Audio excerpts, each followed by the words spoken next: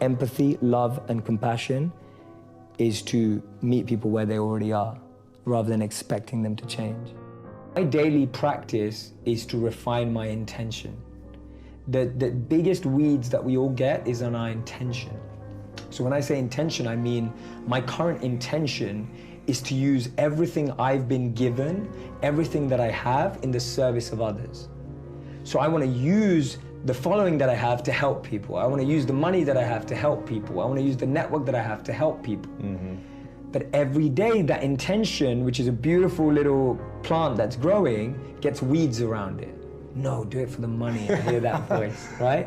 Do it for the fame. Just do it for the fame, do it for the followers, do it for this. All these weeds are like going around my real intention every day. Every day. That's a weed. A weed is the intention that you don't want. And the problem is, sometimes you've let it grow so much, the weed looks like the plant, right? The weed looks like your intention, and you start believing it's the same thing. So for me, my daily practice is going back in, reflecting on what is my voice right now in my head, what am I saying to myself, and I'm hearing, make that deal, it makes a lot of money, do this, do that, do this, more followers, fame, all that stuff, and I'm cutting it down. I'm cutting that weed every day. And you've got to do it every day, because the more you're surrounded by that energy, the more it's going to keep creeping in like a creeper weed. At 18, I was really fortunate when I met a monk, and this monk was invited to speak. And I kind of just went because one of my friends forced me to. At that time, I was listening to CEOs and entrepreneurs and business people and marketers who I thought that's what I was aspiring to be like. And then I hear this monk, and he captivated me like no one had ever captivated me before. It was like staring at the most beautiful woman on the planet. You know, I was completely fixated on him and his message. See, we live in echo chambers. We're just surrounded by the same thinking. How often do you bump into a monk? You know, it just doesn't happen. No one has a dinner party and goes, oh yeah, we just invited the monk, you know, from town, like the local monk. Like, no one ever does that. And so we meet people who are just like us most of the time. And we talk about this in business all the time. If you want to be a billionaire, spend time with billionaires. If you want to be a millionaire, spend time with millionaires. If you want to be a tech startup, spend time with, you know, that's the common rhetoric that we hear all the time. But what if you want to find purpose and master the mind? There's no one better than a monk who's mastered the mind. So for me, the first step is just opening yourself up to new experiences and new role models. Because most of us can't see ourselves in people, so then we try and fit ourselves into the boxes that we do see. And I mean, there's this beautiful quote that I've been saying it everywhere, and I wish I wrote it, but I didn't. So it's by a philosopher and writer named Cooley. And he said that today, I'm not what I think I am. I'm not what you think I am. I am what I think you think I am. Right? And just let that blow your mind for a moment. It's so powerful. I'm not what I think I am. I'm not what you think I am. I am what I think you think I am.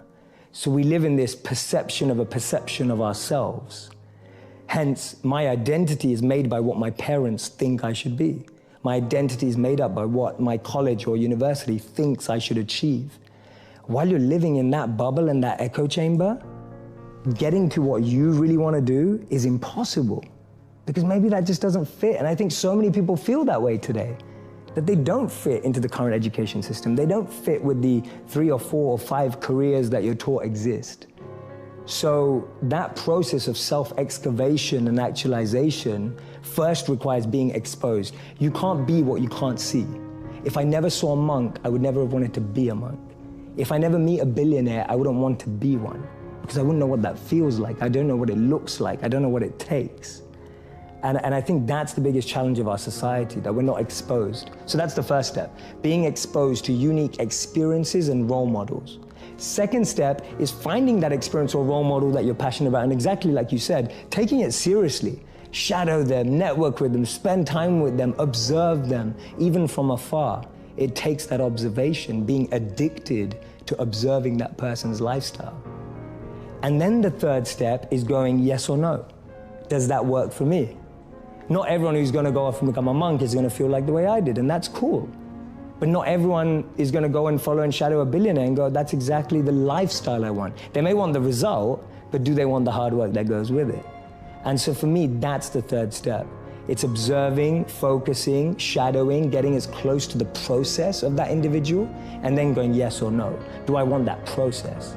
Not do I want the result? Everyone wants to be that monk who's fully enlightened, you know, can walk through, has an incredible aura that people just gravitate towards. But when you realize he has to wake up at 2 a.m. every day and sleeps about 4 to 6 hours, you're like, you know, I don't want to do that. That doesn't sound like me. I'd like you to fast forward to 70, 80, 90 years old, right? Fast forward in your mind to that age, 70, 80, 90, 100, 110 if you're really optimistic, whichever one it is. And I'd like you to write down what will be the things that you'll regret that you didn't do. Imagine you're that age, ask yourself the question, what will I regret that I didn't do? Not what you did do, but what you didn't do. Write it down, make a long list right now. Get a pen and paper out and write it down. Don't do it on your phone, don't do it on your laptop. Actually get a pen and paper and write down your answers. What will be the things that you regret that you didn't do, right? Really think about it. Will it be, you know, learning a new language? Will it be moving home? Will it be telling someone you love them? What will it be? What would it have been?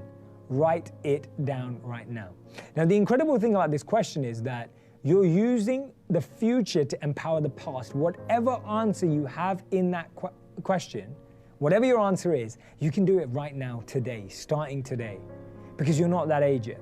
And even if you're 64 and you're tuning in 70, 80, 90, you're still there, right? It's still possible. You can start doing that right now. It's empowering the present with the future. There is nothing stopping you from making it happen right now. You don't have to feel that way when you're 70. You don't have to feel that way when you're 80. You never, ever have to feel that way if you start doing it right now. And you can do it right now. Even if it feels impossible, you can start working on it right now. You can start trying right now. You can start making plans right now because you're not there yet. And this is where you start. This is where you start making it happen. It's all in the now. So for me, my 3 E's are element, environment, and energy. Everyone has an element that they thrive in. If you take someone out of it, their element, they won't be the same. A modern day example would be Michael Jordan. He was incredible at basketball. You took him out of basketball, put him into baseball, no one remembers his career. We're talking about one of the best athletes of all time. Your environment is the environment around you. You can take a fish out of water and give it a beautiful mansion and a Bentley and all the money in the world, but it would die. And that's what we are, like our environment. Everyone needs an environment which they thrive, which we have to craft. Your boss, if you're at work, is never gonna ask you, hey, what environment do you succeed in, right? Like, that never happens. So we have to create an environment where we thrive. And then finally, it's energy.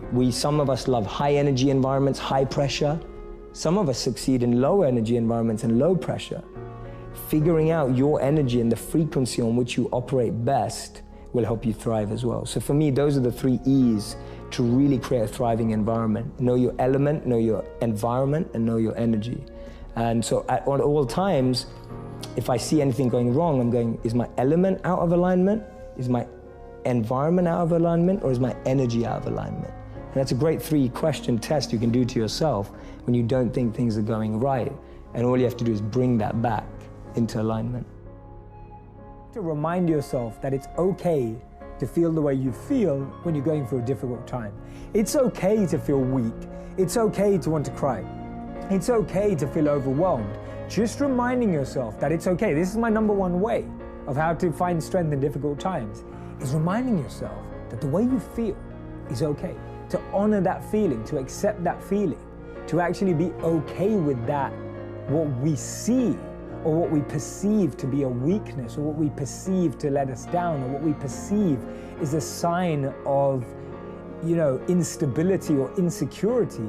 We've got to remind ourselves that when things are tough, it's okay to feel that way. There's nothing wrong with that. Any difficulty I go to, I look to moments in history where people have endured the same pain, if not more extreme, and analyze, absorb, and connect with how they got through it. I like to see what they were thinking. I like to see what they did. I like to see how they structured themselves. I like to look at how they organized. I like to look at who they were speaking to. I like to look at what was going through their mind at that time, because you've got to remember that any challenge we're facing today, we've faced it before as humanity. right? Beyond ethnicities, beyond color, race, creed, beyond backgrounds, beyond all walks of life. As human beings, we've been through challenges before and we've got through them. And therefore, reconnecting with how that's been done before is a beautiful way of learning how to overcome current challenges. So you can either look at your past, but real wisdom lies in looking at the past of people who made a difference. You look at people like Martin Luther King, you look at people like Gandhi, you look at people who made world-changing differences, not single-handedly, but influenced from a single perspective, from a single point of view, and really connecting with the powerful moments in history. I've said this quote many times, I've read it many times, and this quote actually is unbelievable. And the quote says that they thought they buried us, they didn't know we were seeds. Right? It's a Mexican proverb. They thought they buried us, they didn't know we were seeds. And I was thinking, when you tell yourself that story, you start thinking much more differently, right? A seed is buried too. It's incredible that the seed goes through the same process as anything else. It's put deep underground, right? All of this mud is put on top of it. It gets rained on, it gets snowed on, all these kind of things, but it knows that it's a seed. So it knows that it can grow, so that anything's possible. And it grows through, and you see even plants growing through concrete sometimes, right? It's unbelievable how much power a seed has. So changing the stories we tell ourselves, we can either look at challenging situations as opportunities for growth, as an opportunity to learn, as an opportunity to change, be the change. Or we can look at them and really feel down. Now, that second part is okay. We can even feel like that, right? But we have to recognize it's not permanent. We've got to accept that none of our feelings are permanent. They don't need to be permanent. It's a choice. So if you need to vent, vent. I was saying to someone yesterday, if you need to vent, vent. If you need to rant, rant. If you need to complain, complain. If you need to share how you feel, do that. But recognize that those feelings are not permanent, and it will be amazing when we realize we are seeds, right? That is the most powerful way of finding strength. My simple model, which is the Dharma model.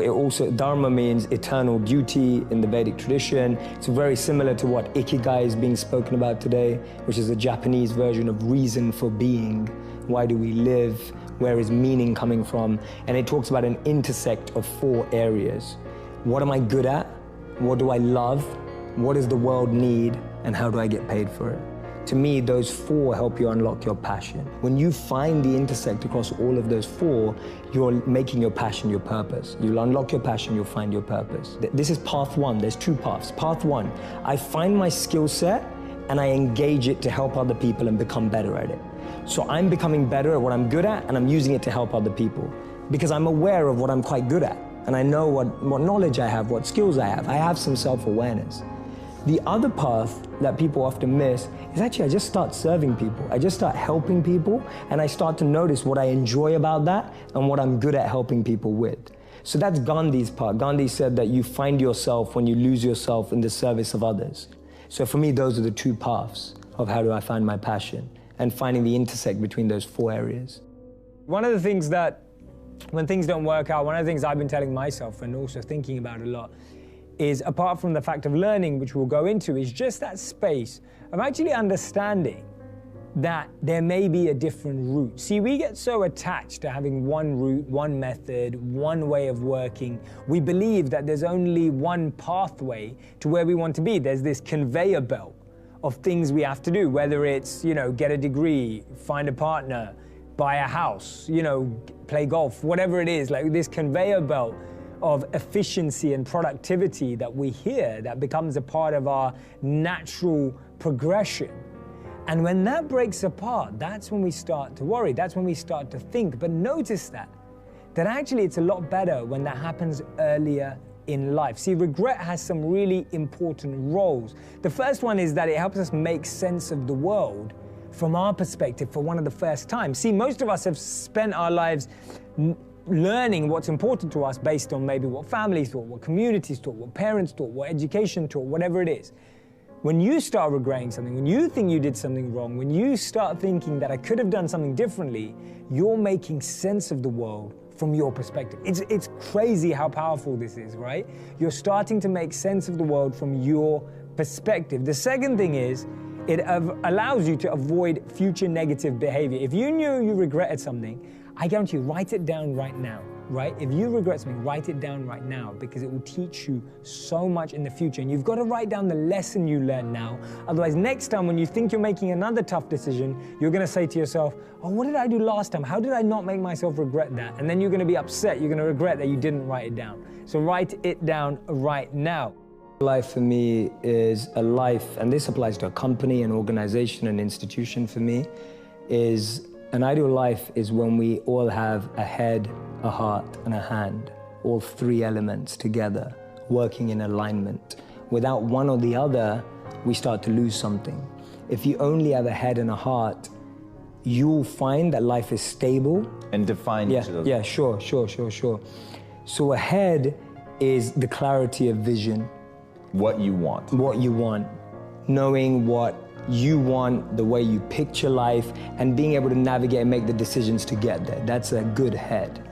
A good heart is being able to understand what your intuition and heart wants, being able to connect and tap into that understanding deeper and beyond the vision you may have painted for yourself. So I often say to people that you'll get to where you want in life, just not in the way you imagined. And that's because the path that's paved up and down is far different to the path we pave. So you can have a great head and a great vision and a great mission and know where you want to go, but if your heart's not able to have that resilience and be able to adapt and have compassion and care and all of that, then you're not going to be able to make the toughest decisions without your heart. But to be able to realize that we need to care and be sustainable and long-lasting requires a heart. And a hand is that service. Wanting to pass that on, that which you have, wanting to give it forward, pay it forward. The idea of serving with what you have. I often say to people, your passion is for you, your purpose is for others. Your passion makes you happy, but when you use your passion to make a difference in someone else's life, that's a service, that's a purpose, and that's the hand. So those are my three elements of an ideal life.